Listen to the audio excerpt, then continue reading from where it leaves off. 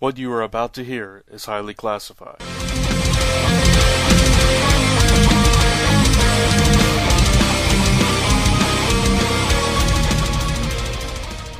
And welcome back to The Zone. I'm Brant Fowler, aka the Gonzo Goose, co-host of the Zone 4 podcast, back with another Marvel Now review, this time with All New X-Men number 4, written by Brian Michael Bendis with art by Stuart Immonen.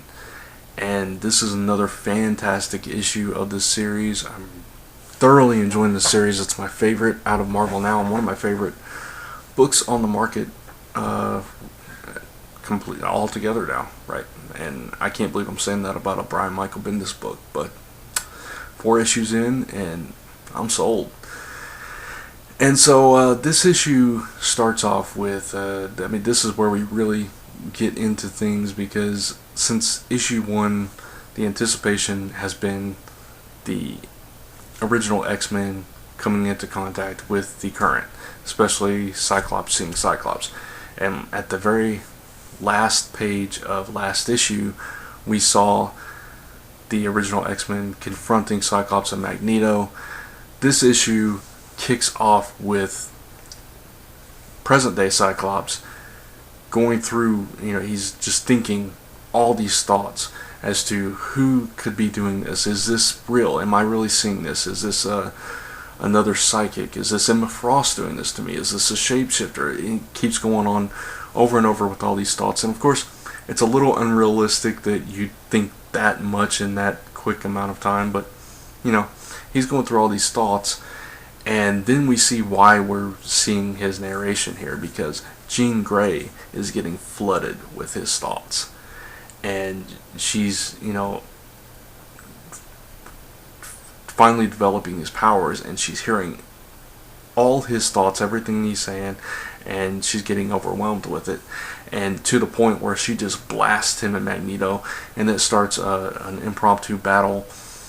Magneto flings a bicycle at Iceman, and then they flee. So, it was a short interaction. Oh, and Cyclops, because he can't control his blast, he blasts, and the original younger Cyclops has to blast back. And so it was a short fight, but still, Magneto was as confused as Scott, and they got Illyana to teleport them out of there real quick.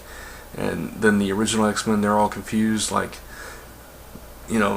Cyclops is a jerk and Magneto's a coward. What's going on? This is backwards. We need to, and they're arguing amongst themselves. And Jean Grey, she's passed out from this whole altercation, and she was overwhelmed with the mental aspect of it, and so they whisk her away to try to make sure she's safe and everything.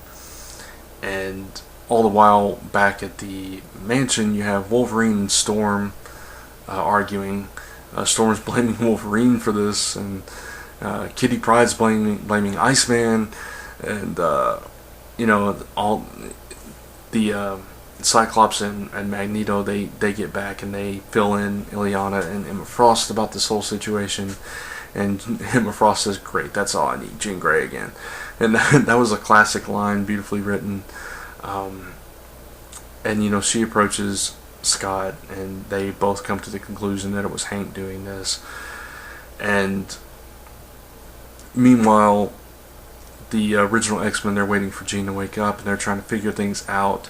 Jean wakes up, and she's hearing everybody's thoughts, and then instantly she gains control over them. Obviously Jean Grey was one of the top telepaths on the planet, so she was able to bring it all in, rein it all in. And they decide that they need to go back to the mansion to save present-day Hank. And so they come trotting back in, and then Hank goes into cardiac arrest. So that's kind of where we leave things off. But it was a fantastic issue. Just the inner thoughts of present-day Cyclops, everything that was running through his brain, both the doubts and the questions and the confusion. It was just, it was priceless, the way that it was paced out and everything, and the way it transitioned into it being telepathic thought balloons, and we see that it's actually Jean hearing all this, and the battle scenes between them, and just the banter between Bobby and Kitty, the banter between Storm and Wolverine. Just another solidly written issue. The art, again, was fantastic. The battle scenes between the two Cyclops and the powers, again, going everywhere. And, Jean Grey's blasts, the expression on her face when she's battling with hearing all the thoughts and everything. Iceman still freaking out every time he sees himself, and Kitty getting mad at him for it. And there was this one scene during the opening pages where Stuart Immonen pieced together pieces of all the original X-Men, Cyclops, and Magneto, where you see slivers of each one of their faces, but it's composited into this single seamless image of a face, and it was a beautiful piece of artwork there. So yeah, another 5 out of 5 issue of All New X-Men, and I'm thoroughly enjoying this series. And actually, I was one of the few that was not excited about this series when it was announced. I was like, this concept does not interest me at all, quite frankly, and being Bendis, that added to my disinterest. But I've latched onto this book and I'm loving it, so I highly recommend it. And that's that, 5 out of 5, and that's going to do it for this review. Check out all my other reviews. I've posted several new reviews on the channel this weekend, and over on Dark Avenger Inc. as well. So check out all those reviews of mine and all the other people on Dark Avenger Inc. Check out the latest episode of Zone 4, zone4podcast.com. Check out comicrelated.com for all your comic needs. Podcasts, webcomics, columns, reviews, all kinds of cool stuff. And don't forget to like us on the Zone 4 Facebook page. And that's that. Thanks for watching.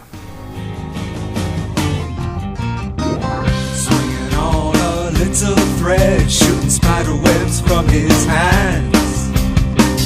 On the streets of New York City, he steps out to make a stand. He's Spider-Man. This has been a Gonzo Goose production.